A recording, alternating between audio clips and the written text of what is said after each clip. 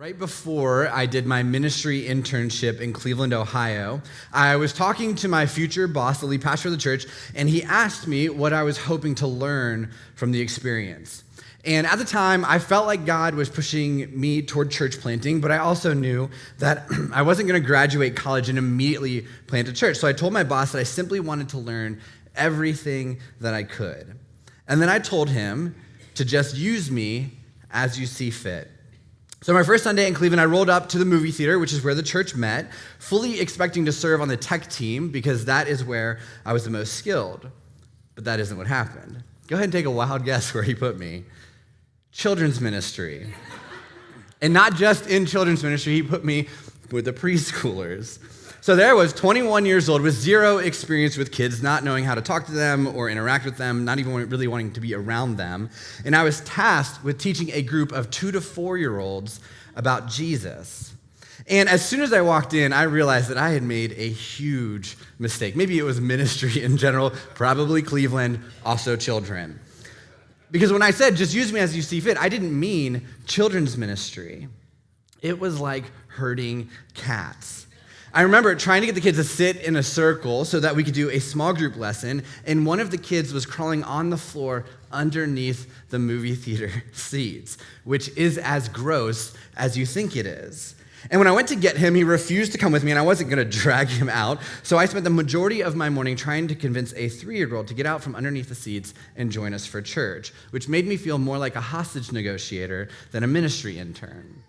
So that Monday, I sat down for my one-on-one with the lead pastor, and I just told him, hey, I never want to do this again. And I'd known him for a while, and so I asked him pretty angrily, why did you put me back there? And I fully expected him to say, hey, you're an intern, and you got to pay your dues.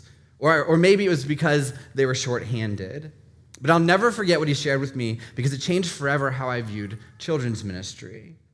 He told me that he put me back there because they only put their best people back in kids because it is so important. And even though he inflated my ego, I still didn't do it again.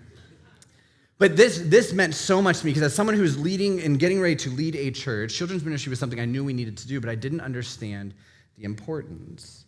And he told me that one of the most important pieces of leading a church is creating spaces where kids can grow in their faith and fall in love with the church. And that has always stuck with me. Today, we're finishing up our series called the Sunset Clause. And just a reminder, a sunset clause is a clause that puts an end date on something that you don't want to last forever. Data shows that over 94% of churches have about a 30-year window where they actually make an impact before they stagnate and die.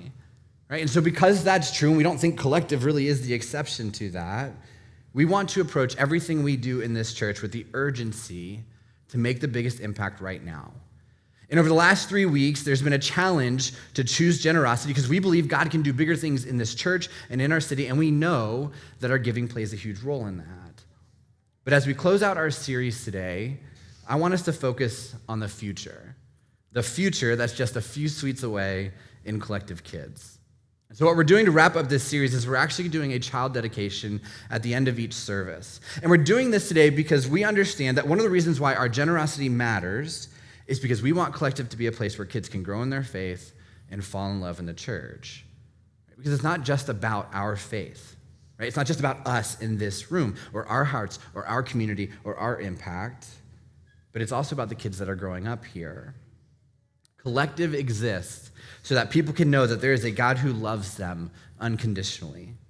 Collective exists so that people can hear that endless second chances are real, that grace is real, that it doesn't matter how messed up you are, how far you are from God, how broken you are, God still loves you and wants to be in a relationship with you. And that is something that we try to emphasize every single week, no matter what topic we're talking about. But I think we sometimes forget that that message isn't just for adults, but it's also for kids and for our students as well. 3 weeks ago, we had record attendance in Collective Kids with 87 birth through fifth graders over there. Last week, we had the 4th largest attendance ever with 81. You've probably noticed because there are children everywhere. Compare that to when we first launched 4 years ago when there were 30 kids in Collective Kids that day. In fact, a few weeks ago, I shared that Collective was named one of the top reproducing churches in America because of the work we're doing in church planting. You guys know where I'm going with this. And my wife told me, someone at the tech booth made the joke, that's because there's so many babies being born here. There are just babies everywhere. And the reason this should matter to us in this room is because if we truly do only have a limited amount of time as a church, if we only have 25 years left, that means there are kids and Collective kids who can grow up in this church and literally bring their own children here. It means that there are kids that haven't even been born yet that will learn about Jesus in this church. It means that there are kids and Collective kids and students in this room right now that at some point will make faith decisions in this church. And that is a big deal. I mean, think about your own life and your own faith. Right? I've heard so many of your stories, and so many of your church and faith stories have gaps and disappointments and brokenness because you grew up in a church where you didn't feel like you belonged. Or maybe you didn't even go to church at all. It was just a Christmas and Easter thing. Now imagine what your church or your faith story would look like if you were able to grow up in a church like this one. Imagine how much more confidence in God you would have if you grew up in a church like Collective. Imagine what marriages would look like, what relationships would look like, what your self-worth would feel like.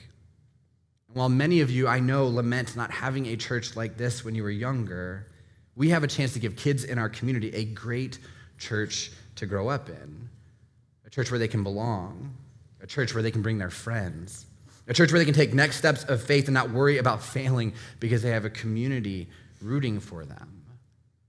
A recent study showed that Generation Z is the first post-Christian generation ever. And Generation Z includes people who were born between 1995 and 2010, and they make up 30% of the world's population. For context, 27% of the world is millennial. And this study found that more than any other generation before them, Gen Z does not assert a religious identity. And the percentage of Gen Z that identifies as atheist is double that of the US adult population. Currently, only 59% of Gen Z would say that they're Christian or have some sense of faith in God, compared to 75% of baby boomers.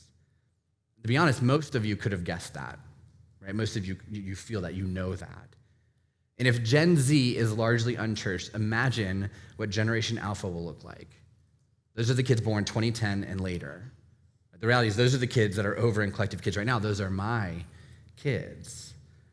But here's what the research says about Gen Z when it comes to the church. Among Gen Z churchgoers, perceptions of church are positive. 82% of teens say that church is a place to find answers and live a meaningful life. 82% of teens also say that church is relevant in my life. 77% of teens say that I can be myself in church. And so they're the least church generation ever, but the ones who go to church have a positive viewpoint of the church. Here's what that says to me. It isn't that they don't want to go to church. It isn't that they don't want to pursue faith. It isn't that they aren't open to learning about God. It says that if we can get them here, their lives will be changed forever. It says that if parents, including me and my wife Ray, make church a priority, our children have a stronger chance of keeping their faith. It says that if we, as a church, need to make sure that we value kids in the same way that Jesus did. One of the greatest characteristics of Jesus is that he gave value to people who were overlooked. And you see this in how he treated people with physical and mental ailments. You see this in how he treated women, and you see this in how he treated kids. And there's a story that's found in 3 of the 4 biographies of Jesus, Matthew, Mark, and Luke, that showcases this. And just a fun fact, these 3 books are actually called the Synoptic Gospels. And synoptic simply means seeing all together. So when you read the biographies of Jesus, if you read your Bible, you'll see that Matthew, Mark, and Luke have a ton of similarities, but the book of John reads differently because it's from a different part of Jesus' life, and he actually focuses heavily on theology. And even though Matthew, Mark, and Luke have a lot in common, the stories that these books of the Bible share have important differences. The best way it's been explained to me is this. Imagine that you and 2 of your closest friends went out to grab drinks, and someone asked you all how it went. Right? You would tell a story that was similar to your friends, but not exactly the same, because you didn't all see, hear, or experience that night the same way. Right? And that's the synoptics. The stories that are found in Matthew, Mark, and Luke have a lot in common, but they are filtered through the eyes, the perspective of the writer. And in the entire Bible, there are only 30 stories, in the entire Gospels, there are only 30 stories found in all 3 of the synoptics, which scholars agree speaks to their importance. And this is one of those stories.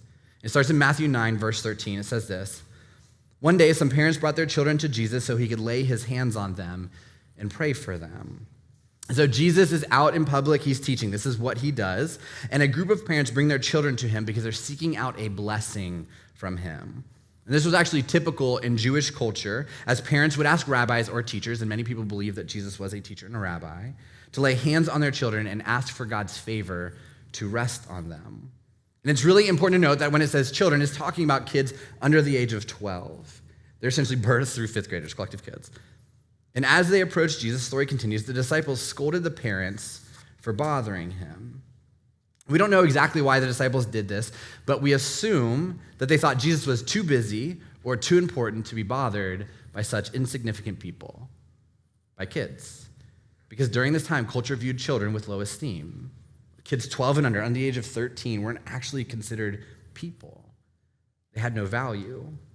So Jesus' disciples try to bounce the parents and keep the kids away, thinking Jesus is too important to deal with kids. But Jesus said, "Let the children come to me. Don't stop them, for the kingdom of heaven belongs to those who are like these children." And he placed his hands on their heads and blessed them before he left. Right? In this moment, and what he's doing right here is countercultural. Jesus didn't see children the way other people did during that time. He saw children as highly prized, as valuable, as loved. And Jesus didn't want people, even his own disciples, getting in the way of children experiencing God and developing their own faith. So we as a church don't want to make it difficult for anyone, including kids, to experience Jesus. We don't want to get in the way. In fact, we want to create environments where they can ask questions and seek out truth and experience grace. And that is why Collective Kids exist. And the truth is, we know this is more important now than ever. And so what we're going to do right now is we're actually going to transition into the child dedication portion of the service. And Bethany Pennington, our children's director, is going to share a little bit more about Collective Kids and why days like today matter so much. Hey, Collective. My name is Bethany, and I'm the staff director here at Collective. Staff director of Collective Kids. On a typical Sunday, I have the honor of leading the amazing team that cares for the kids and families at Collective. We greet families, help kids get settled into their classrooms, and then spend the morning caring for kids, engaging with kids, teaching kids, and inviting kids to get to know Jesus. That is what you'd call a typical Sunday in Collective Kids. But as you can probably guess, when it comes to kids, there is no such thing as typical. Sounds fun, right? So if you see Collective Kids team members today, give them some love. They're doing an outstanding job caring for our future grown-ups. And hey, if atypical sounds right up your alley, maybe swing by the Next Steps table after service and talk to Pete, Jess, or Paige about joining the kids team. Okay, so there's no such thing as typical when it comes to kids. Got it. But what may come as a surprise to you is that when it comes to Collective, there is also no such thing as typical. As a staff member and leader at Collective, I've heard on numerous occasions, we never throw away a Sunday. I've learned through the work we do and the stories and prayer requests that you share with us each week that we never throw away a Sunday. Sundays are not seen as typical around here. Every Sunday matters. Every Sunday is a unique opportunity to connect with someone, to care for someone, to create a moment that allows someone to get to know Jesus. Every Sunday is quite possibly someone's first Sunday. And if not that, then it's someone's first step or first moment to take a next step. Today is one of those days. In a few moments, I'm going to be joined on this stage by 5 of the 10 families who decided to take their next steps as parents by participating in this year's child dedication.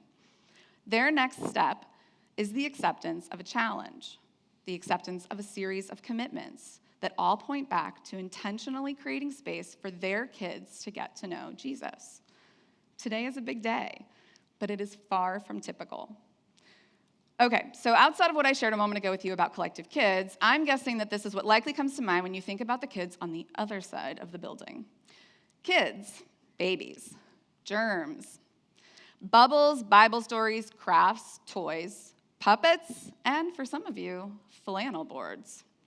The list goes on. Diaper changes, boo-boos, Band-Aids, multiple requests for a drink of water, multiple requests to go to the bathroom, crocodile tears, rocking chair snuggles, singing, dancing, and overall having a fun time. If this is what you're thinking about, you're not wrong, except for the puppets and the flannel boards. We don't do that here. One of the most important things we do in Collective Kids is we provide care. We care about the kids. We love on them. We give parents as many reasons as possible as to why they can trust us. And beyond that, Collective Kids offers everything to our kids and families that Collective offers you. A kind smile, a warm greeting, a community that sees you and is excited that you're here. Clear directions so you don't feel uncomfortable or out of place. A safe environment that invites you to trust and even be vulnerable. You're offered truth from the Bible, honesty and transparency from Pastor Michael, and a push, a challenge, or an action step so you can figure out and take your next step, so you can grow in your faith and your relationship with Jesus, and hopefully one day choose to claim him as your Lord and Savior if you haven't already. Collective Kids offers all of that too, aside from teaching from Pastor Michael. But that could be kind of fun, right? Now that we know he's fully trained. Okay, but in all seriousness, why do we do all of this? Why do we do everything we can to make sure that Collective Kids is the best environment for kids on a Sunday morning here at Collective? It's because, on average, the church gets about 40 hours per year with a child. 40 hours. We can't ever throw away a Sunday, because the moment we do, that 40 hours drops. So our team will work week after week after week, caring for the kids, gaining their parents' trust, sharing with them the truth of the Bible, and encouraging them to get to know Jesus so we can make the most out of those 40 hours. But what if I told you that 40 hours wasn't enough? In fact, you're probably already thinking, that isn't enough. You know life. You know what happens when you leave church on Sundays.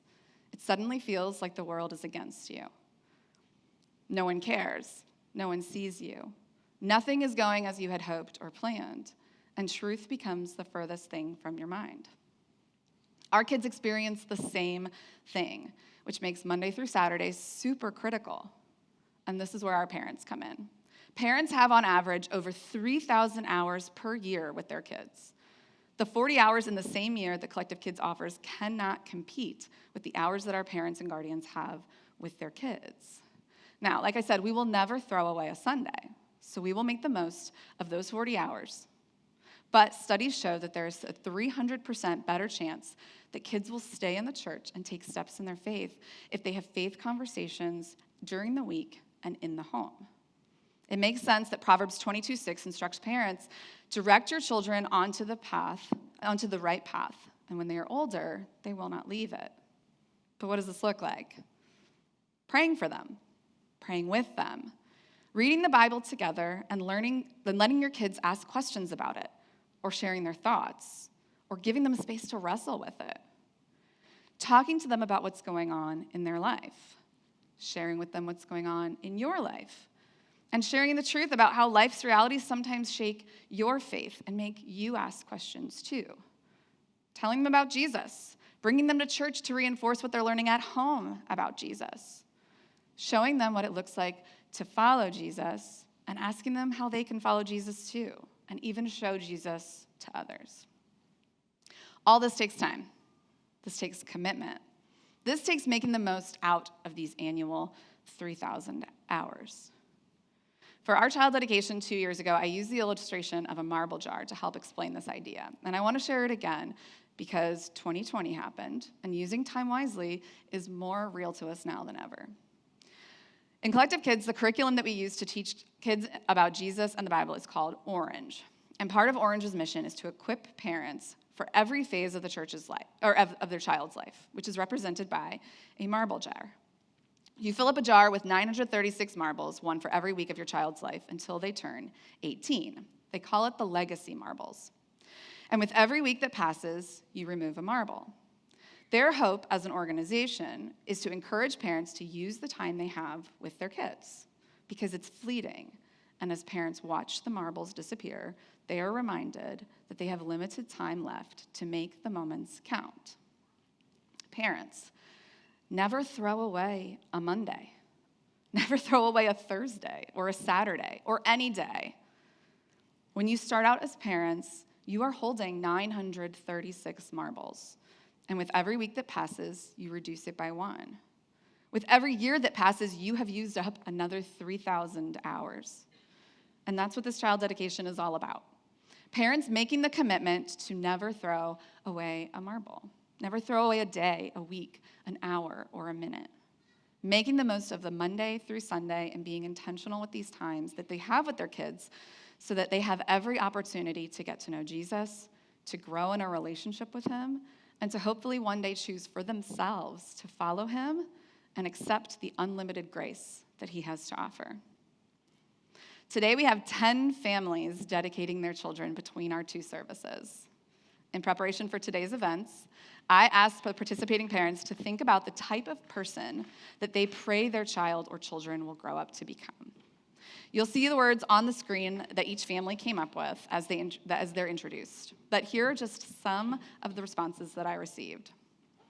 Compassionate, generous, humble, authentic, virtuous, empathetic, courageous, joyful, fierce, honest, genuine, wise, adventurous, persistent, and a game changer. These parents want so much for their kids, and today they're taking that want for more and turning it into a commitment to do more. Before sharing these commitments with you, I want to first allow you to be introduced to the participating parents and the children that they're going to be dedicating today. Now, as a leader at Collective, I've chosen to accept the responsibility of going first, the responsibility of leading the way for others when it comes to challenges in growth and next steps in faith. And so today, my husband Chris and I are participating in the child dedication too, and join the families on stage in the commitments being shared today. So Michael's going to come back up on stage to introduce us all, to lead us in this challenge, and to close us out in prayer. You guys don't want me back in Collective Kids, I promise. I don't know how to talk to my own kids, let alone other people's. So I'm going to introduce the families, and it's starting from my right and going to my left. And so the first family is Josh and Liv Kim, dedicating Ian. Then we have Brian and Karen Pennington, dedicating Piper. Chris and Bethany Pennington, dedicating Posey and Chester. Josh and Kayla Robinson, dedicating Natalie. And Johnny and Tess Rufa, dedicating Noah. Today, these parents are choosing to stand in front of their church community to make a commitment to raise their kids in such a way that creates space for them to get to know Jesus, a commitment to sharing the truth of the Bible with them, a commitment to engaging in faith conversations at home and on a regular basis, a commitment to encouraging their kids' spiritual development in the next steps in their own faith, and finally, a commitment to modeling their own relationship with Jesus and what it looks like to follow him. And so congratulations to the parents on your commitments. We're so proud of you and proud of the decision that you've made to make the biggest impact possible on your kids' life when it comes to their own faith. And so Collective, can we just encourage these parents right now by giving them a round of applause?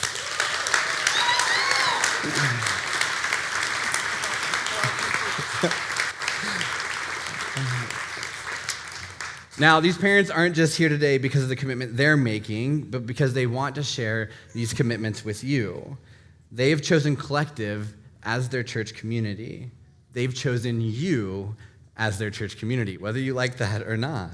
And they have been reassured that they're not alone in this. And so this is what we need from you and from Collective. They need to know that you will love their kids and show them that Jesus is for them. They need to know that they have people to turn to when they face tricky conversations and difficult phases in their kids' lives. They need to know that you will remind them to be here, because Collective is a safe place for their kids to experience grace and truth throughout every age and every stage of life. They also need to know that you'll encourage them to have follow-up conversations throughout the week about what they learn and talk about on Sunday mornings, because those talks are just as important. And finally, they need to know that you and we as a church are praying for them, praying for wisdom as they parent their kids, praying for strength as they lead their kids, and praying for patience as they wait for their kids' next steps and hopefully their decisions to follow Jesus. So thank you for being a community that these parents can turn to and for being a community where they can find love and support no matter what day of the week. Now, before we close out and pray for these families, I just want to give everyone, whether they're on stage or not, one final challenge. Each week of this series, there's been a different challenge, and this week is no different. And so as we wrap up the Sunset Clause, I'm challenging you to help us to create the best place possible for kids to grow, the best space for them to wrestle with their faith, and the best space for them to experience who Jesus is and the endless second chances he has for them. And to help Collective be a church where kids love to grow up in. Let's pray together. God, thank you so much for this day. God, we're honored to be a part of these commitments that these parents are making to raise their kids to know you and to grow in you. God, we're excited to see the men and women that these kids grow up to become, and we're excited to see how you're going to work through the decisions and commitments that are being made today. God, we know that parenting isn't easy, and so we ask for wisdom for these parents as they look to you for guidance and persistence as they work to make the most of every day and every moment. God, we ask that you work in the lives and hearts of these kids so that they can see you and come to a decision on their own one day to truly follow you. And finally, God, I pray for this community as a whole, God, that we accept the challenge to do more for our future grown-ups, giving them every opportunity possible to know you and experience the love and grace that you have to offer. God, we thank you that we are a church that isn't just about the adults in this room, but about the kids that are a few feet away and the opportunity that they get to grow up here. God, we thank you and love you and pray these things in your name. Amen.